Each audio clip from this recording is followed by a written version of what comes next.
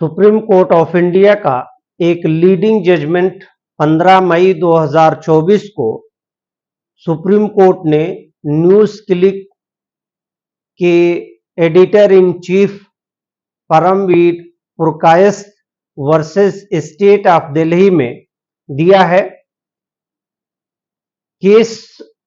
परमवीर का यह है कि उनके जरिए एक न्यूज लिखी गई और न्यूज के मामले में वो न्यूज वायरल होने के बाद ईडी के जरिए से इनके खिलाफ कंप्लेन दर्ज की गई और ईडी के जरिए से एफआईआर दर्ज की गई और ये कहा गया कि चाइना से इनके चैनल को पैसे दिए गए और उस फंडिंग को ईडी के जरिए से कहा गया कि जो ये फंडिंग की गई थी वो फंडिंग टोटली इलीगल है और उस इलीगलिटी के आधार पर ईडी के जरिए से एफआईआर दर्ज की गई और एफआईआर दर्ज करने के बाद पिछले साल अक्टूबर में गिरफ्तारी की गई एडिटर इन चीफ परमवीर की और उनकी गिरफ्तारी के बाद दिल्ली रिमांड मजिस्ट्रेट और रिमांड जज के सामने एप्लीकेशन फाइल की गई कि जो गिरफ्तारी की गई है वो गिरफ्तारी गलत है, यानी ग्राउंड ऑफ अरेस्ट और रीजन ऑफ अरेस्टिंग को लेकर के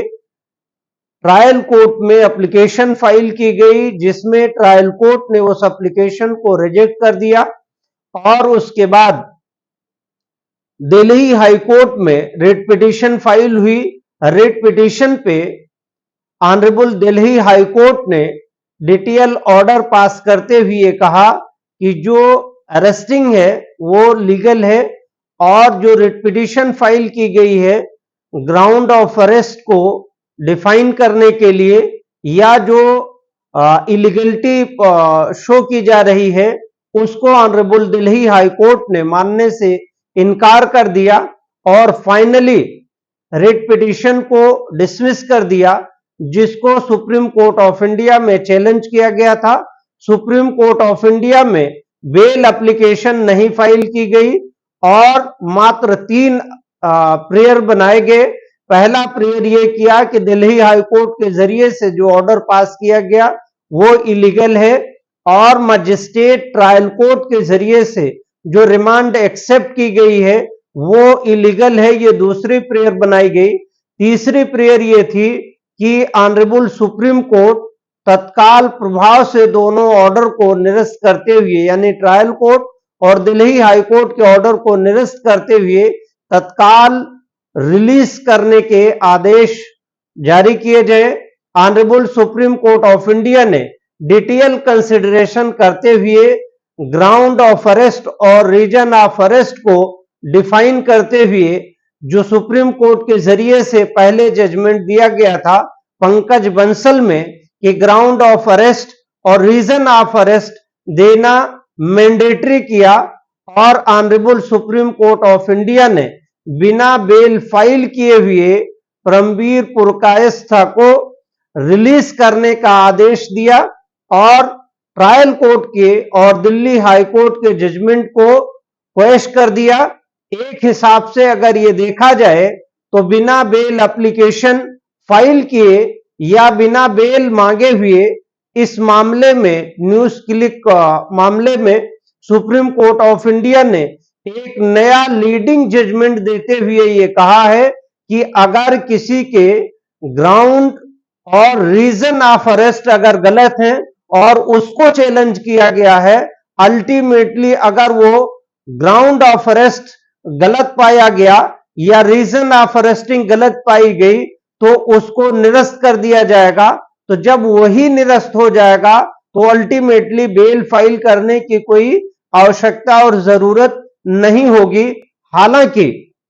इससे पहले जो चलन था, नॉर्मली जब एक्यूज अरेस्ट हो जाता है तो अरेस्टिंग के बाद ना ही रिट पिटीशन कोई फाइल करता है और ना ही कोई एंटीसिपेटरी बेल फाइल करता है। गिरफ्तारी के बाद regular bail application trial court में 439 सीआरपीसी में डिस्ट्रिक्ट कोर्ट में फाइल की जाती है, डिस्ट्रिक्ट जज के यहां फाइल की जाती है। स्पेशल कोर्ट अगर होती है तो स्पेशल कोर्ट में जाती है। हालांकि इस मामले में अगर देखा जाए तो सुप्रीम कोर्ट ने एक नया विधि व्यवस्था दी है कि अगर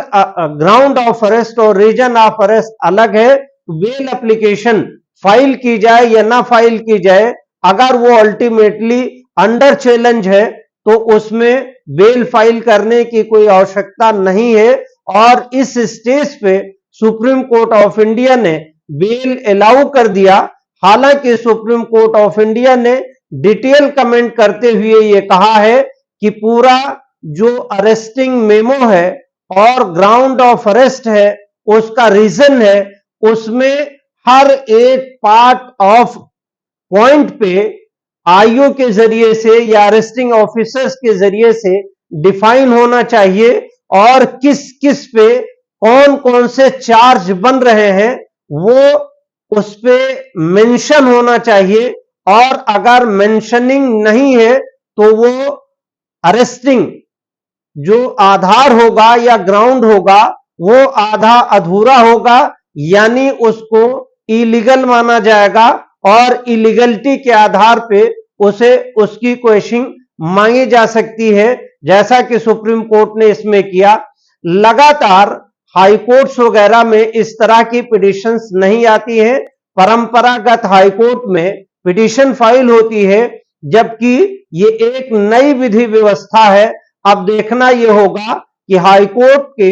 सुप्रीम कोर्ट के अलावा हाई कोर्ट में इस विधि व्यवस्था को किस रूप में ऑनरेबल जजेस देखते हैं। हालांकि सुप्रीम कोर्ट के जरिए से बहुत सारी विधि व्यवस्था बनाई गई है, स्थापित की गई है, दी गई है, लेकिन जो जजी का ट्रेंड है वो उसे फॉलो नहीं करते हैं और अल्टीमेटली एफआईआर क्वेश्चनिंग वगैरह में डायरेक्टली ट्रायल कोर्ट को या आईओ को भेज देते हैं। उनके विवेक पे डिपेंड करता है। हालांकि इस जजमेंट के आ जाने के बाद कुछ नई व्यवस्था और नई चीजों में परिवर्तन आएगी। अब देखना यह होगा कि ऑनरेबल सुप्रीम कोर्ट के इस जजमेंट को ऑनरेबल ट्रायल कोर्ट और ऑनरेबल हाई कोर्ट के जजेस कैसे ट्रीट करते हैं। हालांकि अगर ये देखा जाए ऑल ओवर इस जजमेंट को देखा जाए तो Parambir Purkayastha versus state of Delhi का ये जजमेंट सुप्रीम कोर्ट का एक लीडिंग जजमेंट है, जो एक नई राह और एक नई विधि व्यवस्था के रूप में देखा और जाना चाहिए।